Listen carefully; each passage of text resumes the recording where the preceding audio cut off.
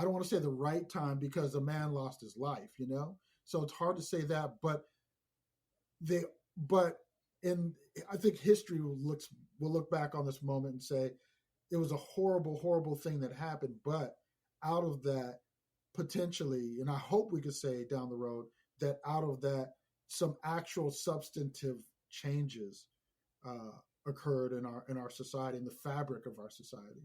Oh, I definitely agree with that sentiment. Like, it's just kind of been exhausted.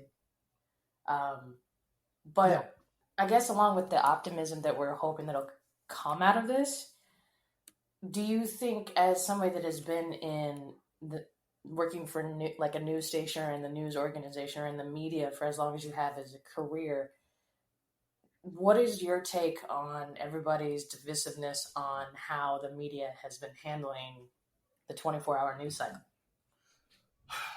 Well, okay. As Dave Chappelle said, as a habitual dissenter and someone who's worked in the media, I think I have a fairly objective opinion because again, as a black man in America, I grew up watching the media characterize black people in America a certain way. When Ronald Reagan was in office, we had the mischaracterization of the welfare queens, and during the crack epidemic, even though white men on Wall Street were having huge cocaine parties, and internet startups, the .com boom, they were having drug riddled parties. It was the black folk in urban areas who were the ones that were being policed and the ones who were winding up in jail and behind drug use. Again, even though the same thing was going on uptown. So I, I've watched the media be a tool of propaganda, but I've also, in the time I've been in the media, like I said, I started in 1995, and then having run my own blog on internet safety, one of the things I notice is people don't pay attention to what isn't urgent. So, for instance, on my own blog, I would write an article about how the 5 to 8 steps you needed to use to turn on Google Safe Search. And the article would get a little bit of traffic. It was fine. But then when I would write an article on pedophiles across that were in a sting and were arrested in this international bust by Interpol and our government working together, all of a sudden the traffic on my site shot through the roof. So you have this grabby headline about an international ring of pedophiles that ultimately affects fewer people. There are obviously people affected by this, and potentially in the millions if you look at pictures being shared online and things like that. But everyone uses a web browser, whether at work or at home. And so when you put up an article that shows everybody how to actually make your internet safer, and you're not really getting that much traffic versus this kind of sky is falling, doom and gloom headline, and now your traffic is going up, it just shows you what people's habits are like. So in one regard, I don't necessarily blame the news for kind of how they portray things, because if it doesn't make money, they're not going to do it. If it doesn't bring ratings, they're not going to do it. Bill O'Reilly started off this whole personality thing on cable news. When Fox put Bill O'Reilly on, man, their ratings just amazing. So what did everybody else do? They said, oh, that brings ratings. Let's get personalities on. Let's get, the different people, the Rachel Maddows and all these other people, whether you're left or right, progressive, conservative, I really don't care. But that's what kind of drove the business. So when people want to sit back and go, oh, the news is horrible and it's affecting the way we think and all these things, my question is, how much time do you spend reading what articles?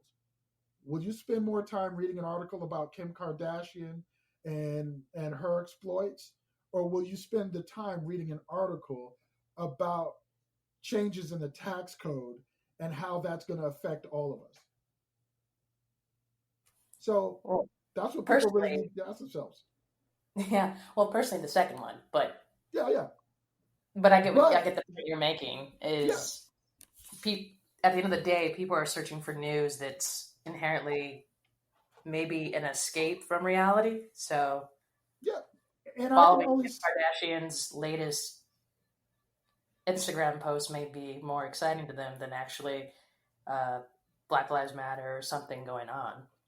well, I can just tell you that as somebody who's actually run the back end of certain media outlets, um, Facebook, and looked at analytics, when you post articles that are salacious, and again, they don't have to be like salacious in the headline, but there's pop culture news and then there's hard news.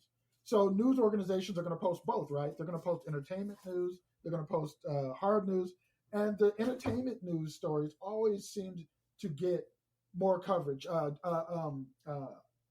Pursuits, traffic pursuits, get tons of Facebook numbers. Like there's certain things that tend to do really well on Facebook and social media. And frankly, a lot of times it isn't the stories that I think we really should be concerned about, generally like politics. So like you're talking about technology and you brought up media and media coverage.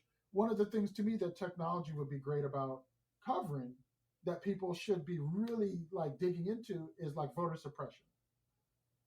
You have places like Georgia where um, uh, we recently had elections there, and you had what, one polling place for thousands of people in a city. That's like, come on, that's not an accident.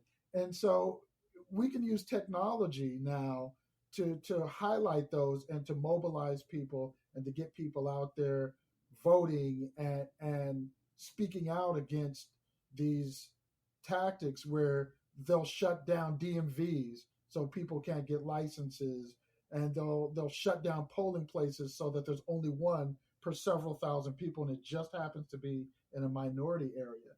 And we can unify and mobilize better around technology, regardless of what media promotes. Because the one thing is, if something goes viral, if something is trending, if something's a big deal, media is going to cover it. And that really gives us, we the people, power if we harness it appropriately, which is what Black Lives Matter has done in the wake of George Floyd, in the wake since Tamir Rice. Right. I mean, it is when you read that, like, oh yeah, we're gonna have the primary election, but we're only gonna have you be able to vote from these hours, and we're only gonna put one polling place, and you're like, for that many people, how's that even possible? Yeah. But my question is, why, other than we could go down a whole nother rabbit hole with government policies, but in terms of technology, to kind of bring it back to what we started talking about, is there, other than a political motivation, voter why we can't vote via like the internet? I mean, Well, in one regard, that in one way that would be amazing, because that would, well, actually no, it actually wouldn't be amazing. At first blush, on the surface, it sounds like it would be amazing, but when you factor in that 50% of people living below the poverty line don't have access to broadband, um, don't have access to the internet. The most frequent way they use the access to the internet is by smartphone. So, and we know mobile sites, and especially government, is not always the best. So that is something that would be a scary proposition, because there are so many people in this country who don't have access, and then that's without even looking into hacking. You know, we know that outside forces, outside influences have brought their weight to bear on our election process. We've done it to other countries for decades, and now other countries are doing it to us, and probably very successfully. Because if you look at the trolls and the bot accounts on Twitter and Facebook, some of these major Facebook groups that were probably Russian bots and really increasing the division among people, um, it would almost be a scary proposition to have internet-based voting. But with our regular voting, it's still, even with that, it's problematic. We have people in positions of power telling us that voted mail-in ballots are not a good idea and they're a bad thing, and yet throughout history, the biggest area of fraud we've seen consistently has been in suppression. So the voting thing is not easy. To me, the easiest thing would be to actually just make all voting a national holiday. So when we vote for a president, it's a national holiday. Give people the day off, make it accessible, make it easy access, but then you'll find out that members of our government don't want it easily accessible. Whenever I talk about this, there's a book I always tell people to read. So it's not just me giving my opinion, it is objective. Because what's the most important thing we can know about our politicians? How they vote, what bills they author, what do they support? And so there's a book called Give Us the Ballot. And what the author of Give Us the Ballot does is he chronicles the actual voting records of our government officials from pre Voting Rights Act of 1965 all the way up through 2014. So he in this book shows you who voted against the Voting Rights Act of 1965 and who voted for it.